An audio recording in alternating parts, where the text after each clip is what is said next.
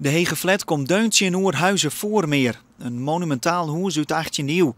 En midden tussen oren historische bebouwing onder heide en Nijenborn.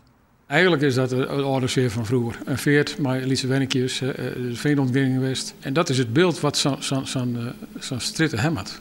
En daar past een Hege gebouw net bij?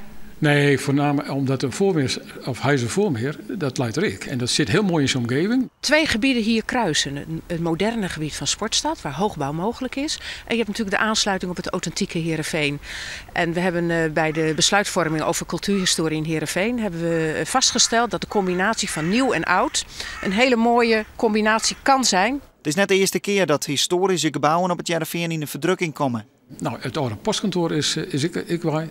Nou, de oude wettertoer is bij.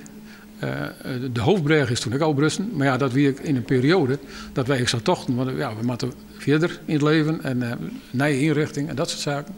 Maar nu hebben we zoiets van, ja, we zijn kwijt. En dat is jammer. Ik kan niet terughalen wat er ooit is geweest. Wat ik wel kan doen is beschermen van wat we nu hebben.